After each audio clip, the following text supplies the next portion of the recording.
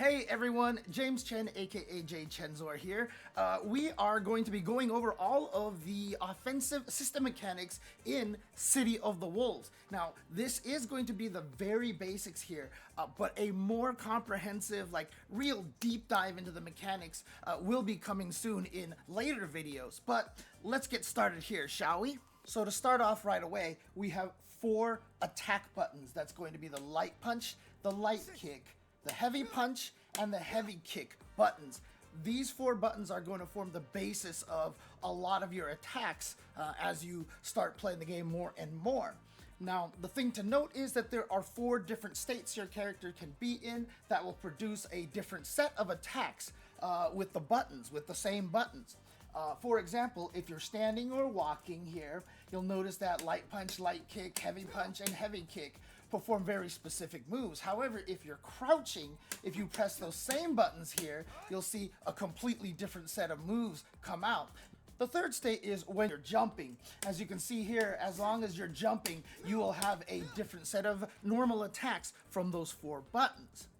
Now, the 4th state is going to be a little interesting here because it is based off of how close you are to the opponents, hence why they're called proximity attacks, because you have to be within close proximity to your opponent. You'll notice that if I'm a little bit farther away from my opponent, Rock here will be performing a straight punch like that. But if you're right next to them, he performs an elbow attack with the light punch button. And this is the same for all the buttons here. You can see a knee attack if you're close with light kick, or a shin kick if you're a little farther away with light kick.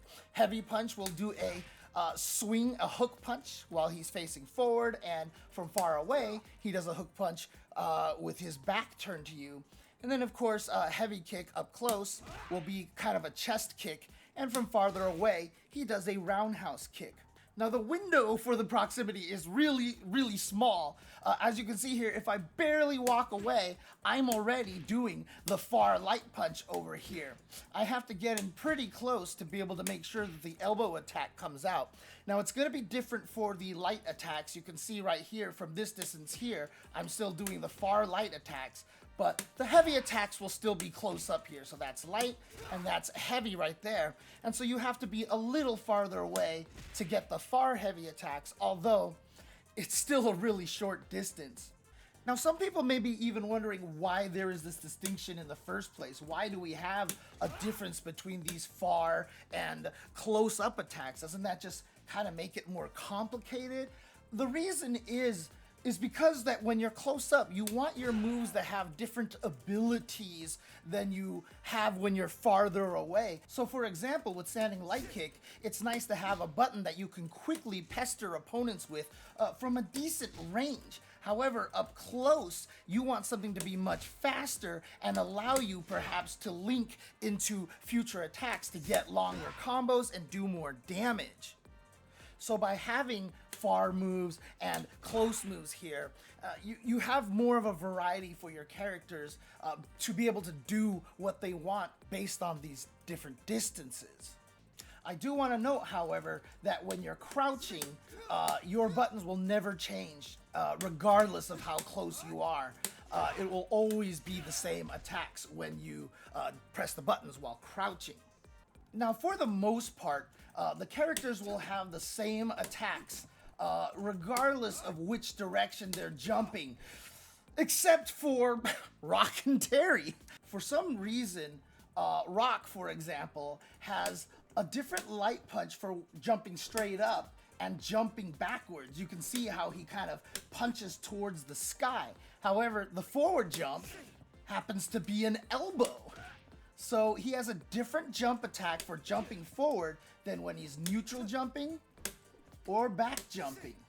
Terry has the same thing, but for his light punch and light kick while he's in the air. You can see that jumping back light punch and jumping back light kick are the same as the neutral jumps, but forward, Terry has different attacks. I don't know why this is the case, but these are literally, as the Volant roster, the only 3 moves that are different depending on the direction that you are jumping. Every other character, it's going to be the same attack regardless of which direction you jump. If you short hop, if you dash jump, etc., etc., it's always going to be the same attack with the same buttons.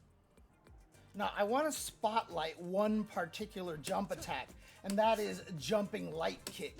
For the most part, most characters jumping light kick can also hit behind it to perform what is called a cross-up. As you can see right there, I'm jumping over the opponent, but the jumping light kick can still hit a little bit behind me to hit the character directly under me. You'll know that you've performed a successful cross-up because the game will actually tell you, as you see in the messages over there on the left side where it just says cross-up. The important thing about these attacks is that you have to switch the direction in which you block this. So for example, if you're holding back to block because you think I'm going to hit you from the front, if I get a cross-up, I will actually hit you because I've technically jumped over you, so you have to switch the direction of your block. While this does sound a little complex here, this is going to be a very valuable tactic for you as you continue playing the game. Landing a cross-up allows you to attack the opponent in a way that a lot of their moves that try to hit you out of the air, aka anti-airs, will actually miss you, and you can get in the attack, and then once they block your cross-up, you're in a position now to perform a mix-up on the opponent to hopefully get some more damage. Like you can just go for a cross-up into a throw. So the next thing I want to discuss here is a lot of the light buttons have the ability to chain into other light buttons on contact. If you miss the opponent, it won't work at all. But if I hit the opponent, or if even they block, I can actually chain a lot of the light attacks, the light buttons, into themselves. There are some restrictions on which lights can chain into which lights, but a good general rule to follow is that close light punch, crouching light punch, and crouching light kick can pretty much chain into any other light attack. So for example, I'm just gonna show all the different kinds of chains that you can do here off of close light punch. And basically, you can just assume that it can go into any of the other light buttons. And the same can be said about crouching light punch and crouching light kick. They can basically chain into all other light attacks. However, very important, standing light kick cannot be chained into any other lights, regardless if it's close or if it's far. This is pretty much true for just about every character, at least here on the launch roster. So keep that in mind as well. So light kick will never be able to chain into any other lights. So, you know, SNK doesn't want to make anything easy here. You know, I want to point out here something about Don Juan here, is that this is what his crouching light punch looks like. It looks like a crouching light kick, but being a Taekwondo martial artist, he's going to focus on kicks. So his crouching light punch is actually a crouching kick. And it behaves unlike any of the other crouching light punches. When I said that, just assume that everybody's crouching light punch can chain into other lights. Well, Don Juan cannot do that at all with his crouching light punch. He can do it with his crouching light kick, however. You can just chain into, you know, whatever you want here. But it's reversed a little bit because crouching light punch for Don Juan cannot be chained into any other lights. The same rule can be applied to far light punch. This also cannot be chained into any other light except for itself. So most characters can actually chain far light punch into itself. There are exceptions to the rule, especially for characters with good ranges on their standing far light punches. So Mai can't, for example, chain the button to itself, and Billy, with this reach, also cannot chain it into itself. And besides these two characters, the only other ones that can't do it are Vox, Tizak, Janae, and Ronaldo.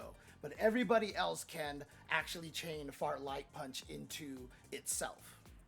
Now, some characters do have these unique normals that must be performed while holding a specific direction on the controller. If you actually come to your move list over here, you'll see that they are called command moves over here. Gato happens to have one with forward and light punch, in which he does an overhead attack that must be blocked while standing, and then he also has a leaping kick with forward and light kick. Some characters like Hokutomaru have it so that you have to hold down and forward on the controller. You can see the yellow arrow there, and then if he presses light kick, he will do a slide, and if he presses heavy kick, he'll actually do a leaping attack.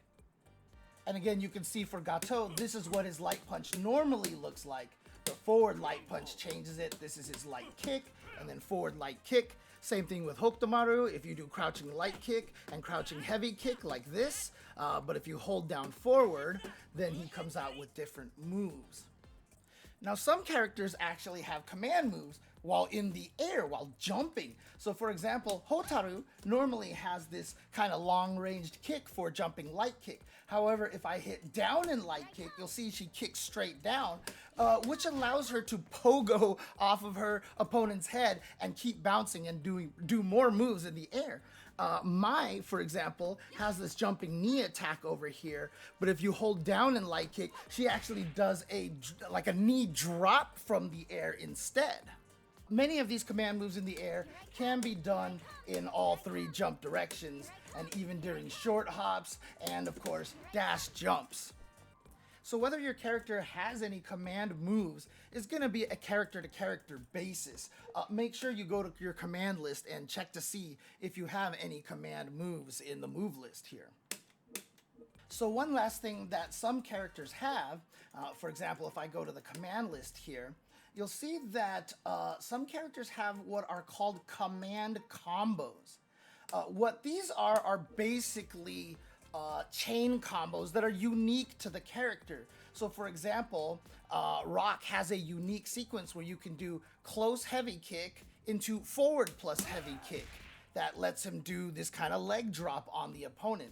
Again, not every character will have that particular sequence. Rock even has a command combo from jumping with jumping light punch to light kick. One thing about the command combos is that there is one restriction to being able to perform these, in that you cannot do them off of a short hop. So if you actually perform a short hop, you cannot do any of the command combos. You can only do them off of a regular jump and, of course, a dash jump.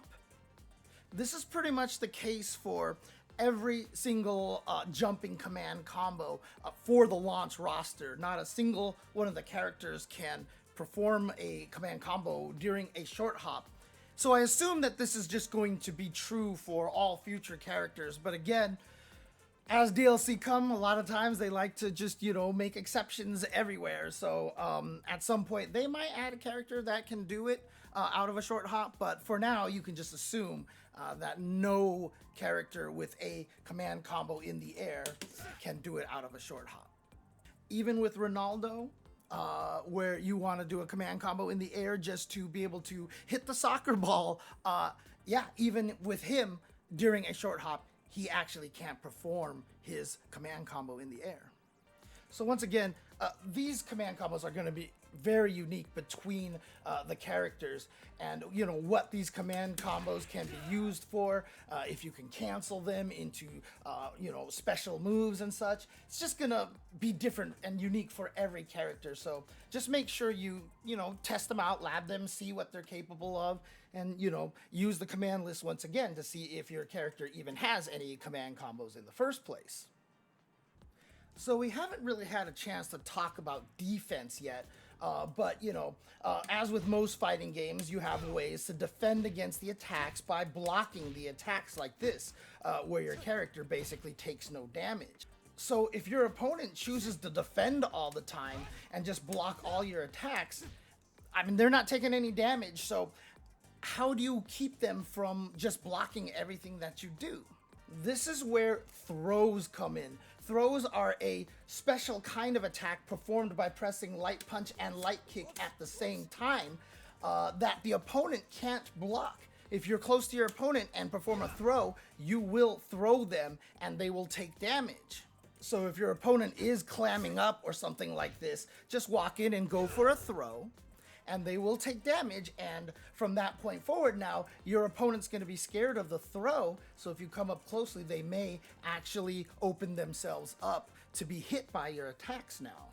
There are two different kinds of throws. There are forward throws, performed if you leave the controller alone or if you are holding forward and inputting light punch plus light kick. There's also back throws, where if you hold back and press the buttons, you'll throw them in the other direction. Keep in mind, you have to be pretty close to do throws here. It might look like I should be able to grab them from these ranges, but as you can see here, you are still not close enough. So again, for you to actually throw the opponent, you gotta get right up into them and get the throw that way. One of the reasons why throws have such short range is, remember, you can run with a lot of the characters here or dash. And so if you're far away, you can actually run and get in close for a throw like that. While you're running or dashing, you can instantly cancel that into a throw. So they don't want to give those throws too much of a range, otherwise it would be too scary of a tactic to have to deal with characters running and throwing you all day. Another thing to note is that if you are crouching and you input throw, your character will stand up and automatically go for a throw. This will actually be important in higher level strategy in this game. But for now, just understand that if you are crouching, you can actually still go for the throw. There are also periods where characters can actually be invulnerable to throws like that, even though I'm right next to them. And what's going on over there? What's happening here is that there are some situations where the characters actually can't be thrown, called throw invulnerability. And that is immediately after an opponent recovers from getting hit, immediately after they block an attack, immediately after they get up from the ground, and if they get hit out of the air and land back on their feet. So there is a very, very short period of time in which the opponent can't actually be thrown in all four of those situations. For you science nerds out there and players who appreciate hearing about frame data, the window is 3 frames in which you cannot be thrown in all of those situations. Literally like 1/20th of a second. But it is significant enough that if you're not careful and you whiff a throw like this, the opponent can punish you for really big damage. So keep that in mind. Now, there is one way to defend against a throw, and that is basically if you think your opponent's going to throw you, you input throw as well. So if your opponent is trying to throw you here, all you have to do is input your own throw while the opponent is reaching out for you, and what you'll do is perform what is known as a throw tech, in which you will negate their throw and you two will be pushed apart from each other, like so. One of the reasons why I mentioned that you can throw while crouching is because, yes, you can tech throws while crouching and throwing like this as well. So you actually don't have to stand up to make sure you can tech a throw. Now, the window to tech a throw is actually pretty short. So if you take too long, or if you wait a little too long and you try to throw and try to tech that throw, it's not gonna happen. Again, for those science nerds out there, it's a 16 frame window, which, to be honest with you, is, again, a very short time, a fraction of a second. But in terms of fighting games and the discussion about human reactions, it's actually a deceptively large window. So as you can see here, that was the max window, the latest that you can actually perform a tech. And it was a pretty decent length amount of time. Again, a lot of other fighting games have much smaller windows to be able to tech throws if they have throw techs. So in City of the Wolves here, there is a little bit more leeway than a lot of other fighting games out there. Now, I want to take a little time to talk to some of the beginner players out there about throws. In most fighting games, you're able to configure your buttons to perform a bunch of different actions, and some of them you can use as shortcuts to perform, techniques that you have to press multiple buttons for. So in this case here, I have light punch and light kick pressed at the same time, assigned to a single button. So that's all I need to press. Now, most controllers, be it a joystick, a leverless, or even just a control pad, there are going to be a lot of extra buttons that you can assign to these shortcuts here. I do recommend for beginners at least to try out, if you're wondering like, oh hey, what should I assign these extra buttons to assign one of them to throw here. And the reason being for this is that I mentioned earlier on that being able to run into a throw is going to be a pretty strong tactic if you can convince your opponent to sit still and be scared.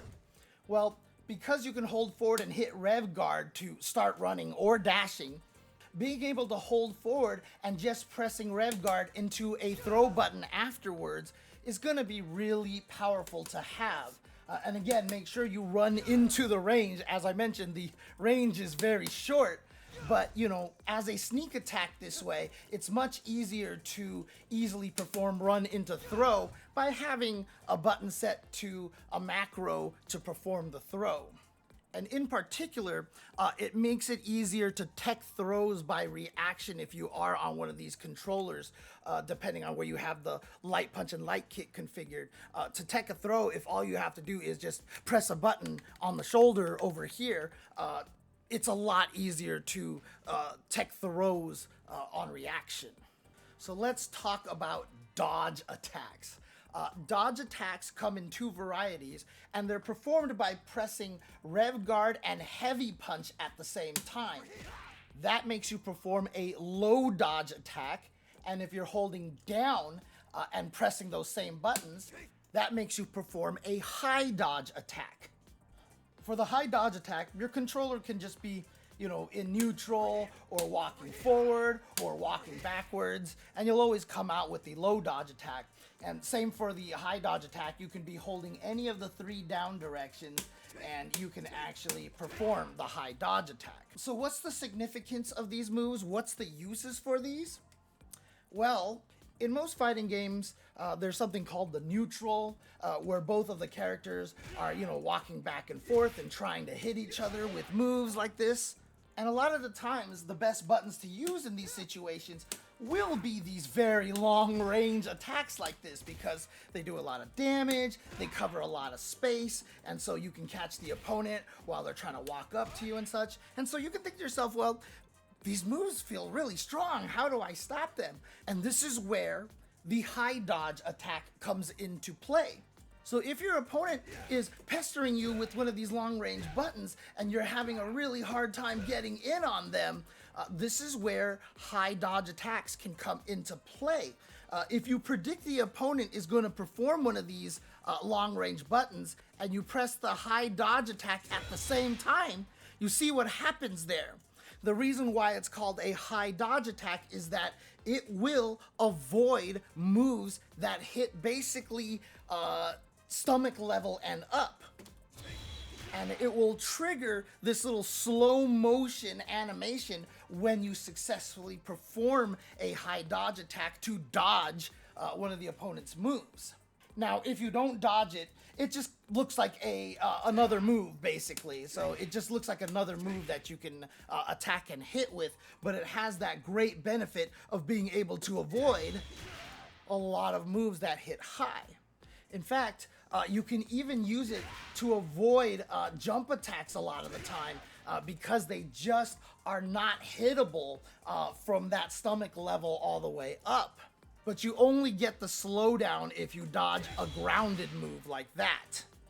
So I'm pretty sure you can guess what a low dodge attack is, because most characters also have very far range sweeps like this, for example, that can also be annoying for you when you're trying to jockey for position.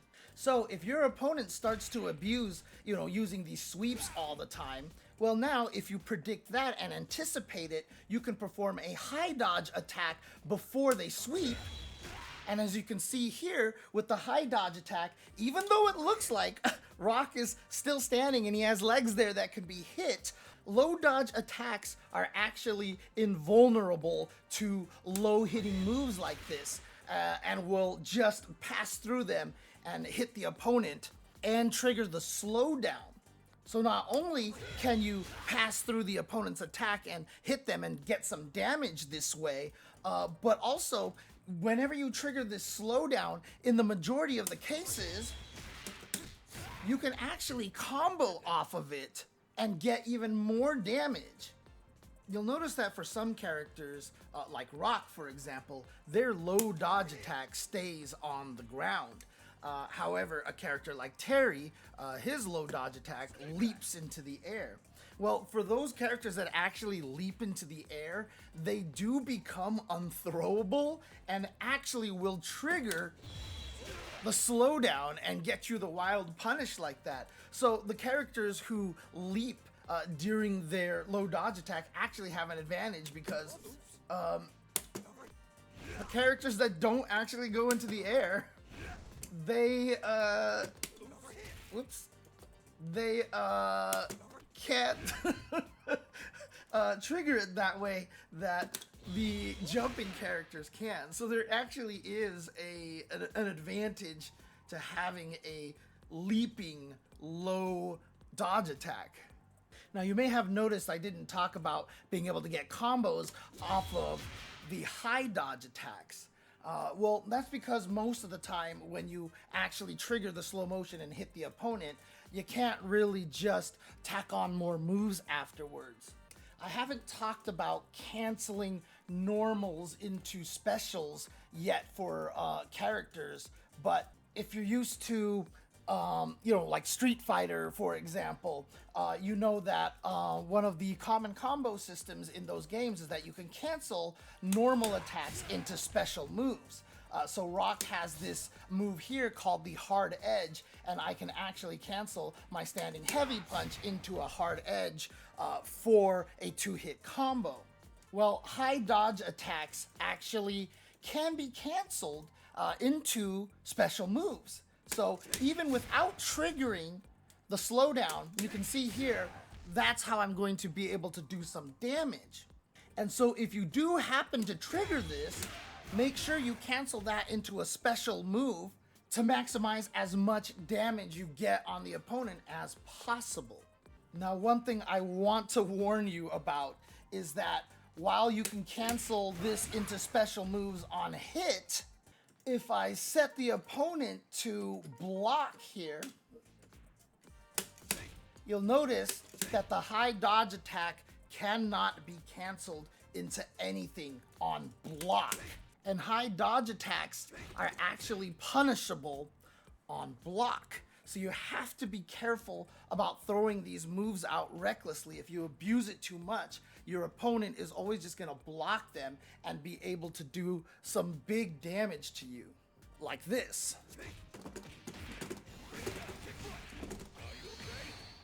And that's not fun at all. Now, unlike the high dodge attacks, the low dodge attacks cannot be canceled into moves at all. However, if the opponent actually is defending against them, and particularly if they are crouching and trying to do a crouch block, high dodge attacks also double as overheads. So if you can actually open the opponent up this way, though you won't be able to get any combos off of it. And even better, even if the opponent blocks it, you can't be punished. You're safe. So even if your opponent blocks it, they can't punish you no matter how fast their buttons might be. One thing I do want to add is that whether a high dodge attack can actually counter a move is going to be very dependent on the move. And a lot of the times, moves that look like you should be able to get under, you actually can't. So for example here, with Preach's standing light kick, you can actually still make it under that, even though it looks like it's hitting pretty low. However, Preach's crouching punches, well, you can kind of see, don't look that much lower. They actually cannot be high dodge attacked. As you can see here, no matter what timing I try, Janae is always losing.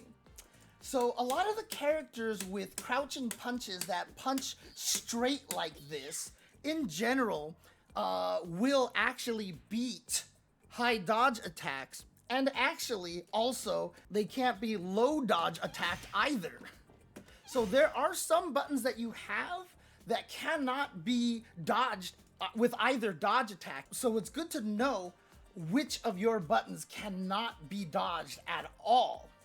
So one last thing I want to add here is that every time I try to come up with a nice universal rule for all the characters and such, T-Zoc ruins it. He's the exception in every single case. So for example here, as you can see, his low dodge attack actually knocks down. So if you actually do get the slowdown here and knock the opponent down like that, the opponent's actually in a juggle state, so now you have to do a combo that actually hits them out of the air instead of being able just to link into a move on the ground. So I just want to mention that T-Zoc's low dodge just works differently than everybody else's by a little bit here. So the last thing that I'm going to cover here in this particular video is the combination attack. In a lot of fighting games these days, there is something like an auto combo where if you just kind of hit one button, your character will automatically perform a combo. You've seen this in KOF 15, for example, if you've come from a KOF background. They didn't put that into Fatal Fury City of the Wolves. However, they created a combination attack that every character can do, which is light punch into heavy punch, into another heavy punch, into heavy kick. So again, light punch, heavy punch, heavy punch, heavy kick. And doing this in rapid succession leads to this. As you can see there, a nice little 4-hit combo here. So that is something that you can go to if you haven't practiced a lot of the more advanced combos for your character early on when you're playing and learning the game. Whenever you do manage to open up the opponent, you can just go for the combination attack, which is a nice way to get a decent amount of damage for a relatively easy to execute thing.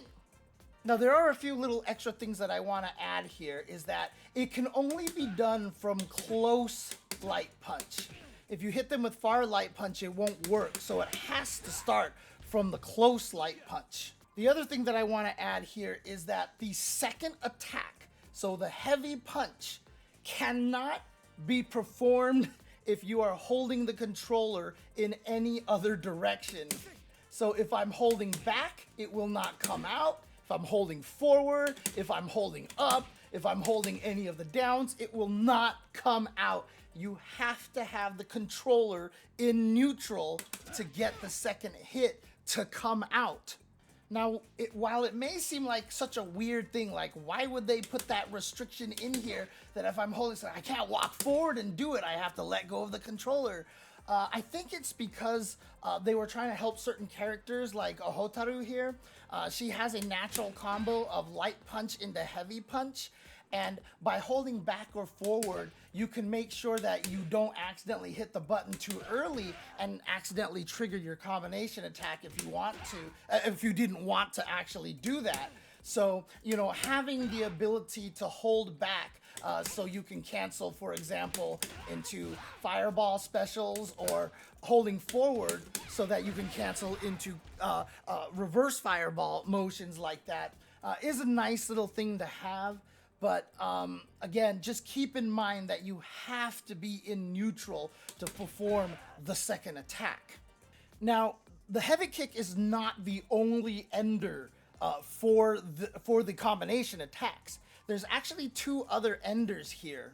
If you hold forward on the controller, you can see that now Rock is doing an axe kick basically. And if you notice, it's the exact same animation as his low dodge attack here. This means that yes, this is an overhead, and can actually hit the opponent like that, for example. So it's a way to open the opponents up if they're crouch blocking all the time.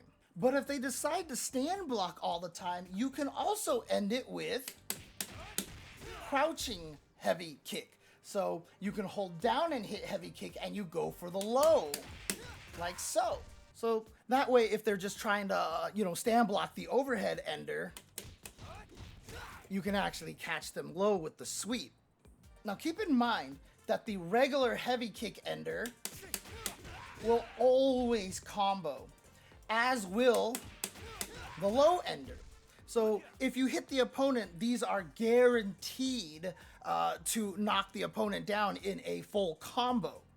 We saw earlier that Rock's overhead ender actually combos as well. However, this is not actually the case for every character. And in fact, 8 of the characters in the launch roster, their overhead ender is not a true combo on hit.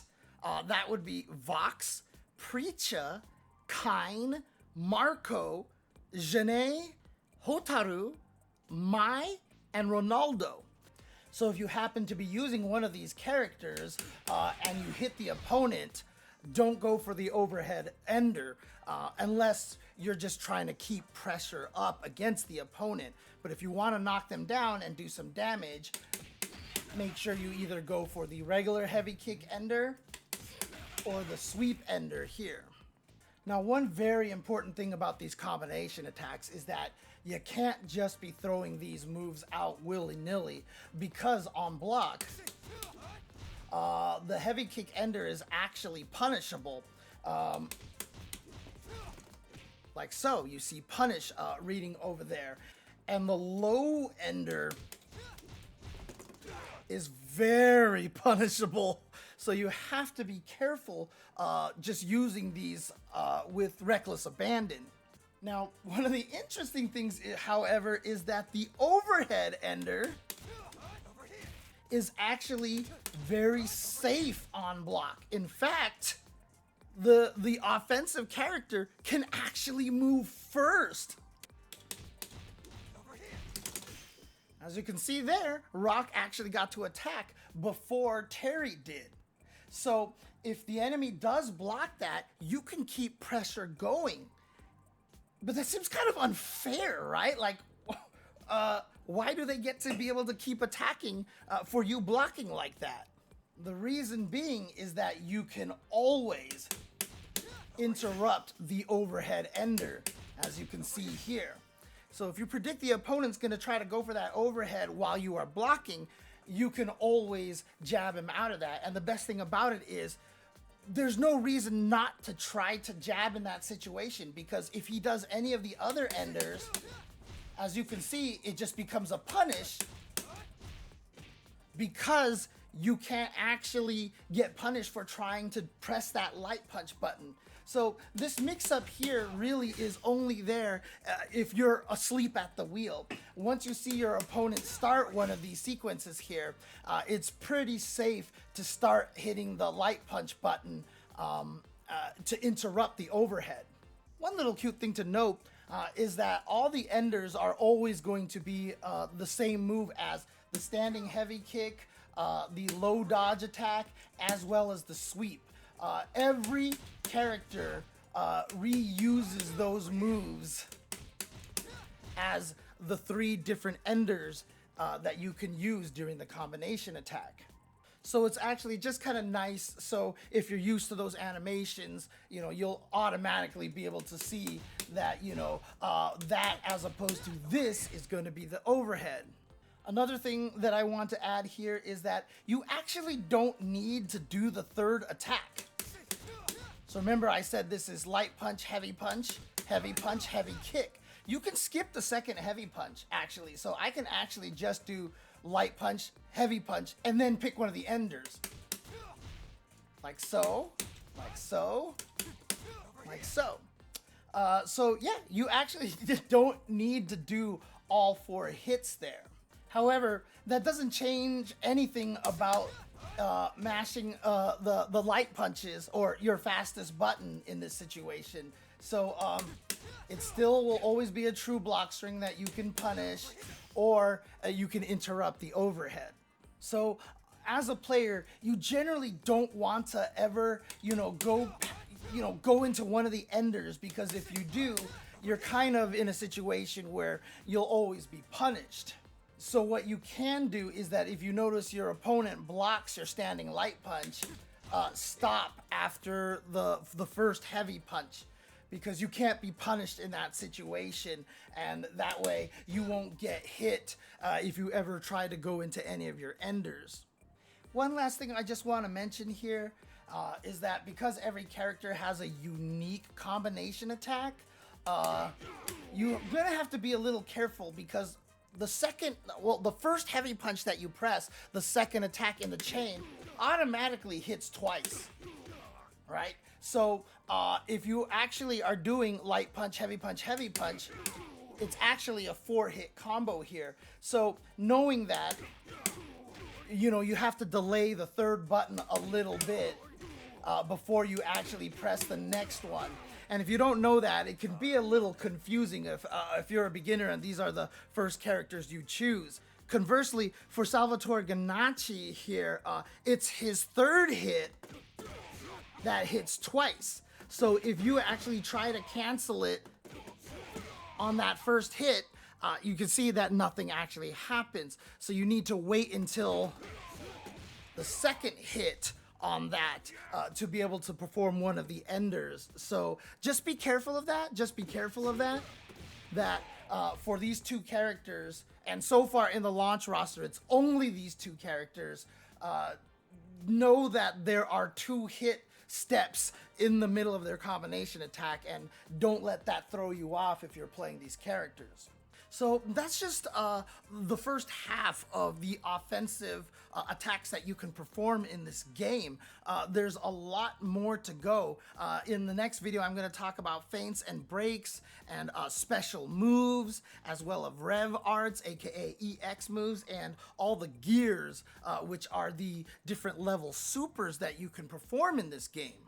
And again, this video here is covering the very basics of a lot of these mechanics. There's a lot more details that I'm going to try to go over in an intermediate video covering a lot of these systems with a lot more in-depth information for more seasoned players. But I don't want to inundate a lot of the beginners with too much information by putting it all in one video, because that will it's just too much information. It's too hard to learn all at once. So be on the lookout for an intermediate video coming soon for these same system mechanics as well. And if you really do enjoy these videos, please like and subscribe. Please comment. Let me know what you're enjoying about these videos, what I could do differently, if you have any questions about some of the things that I've talked about here. I'm more than happy to answer these questions in the YouTube comments.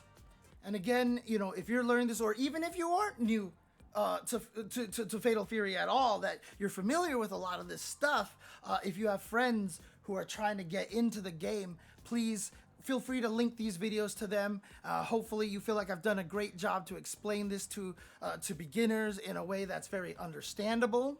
And if you ever have a chance, I do stream on Twitch. I haven't been streaming too much recently because I've been trying to create a lot of this content here, but I will be going back to streaming. I'll be streaming fighting games, Tetris, and random other games as well.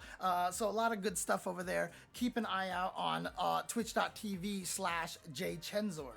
So once again, thank you for watching. Hope this video was helpful, and I will see you next time. Peace.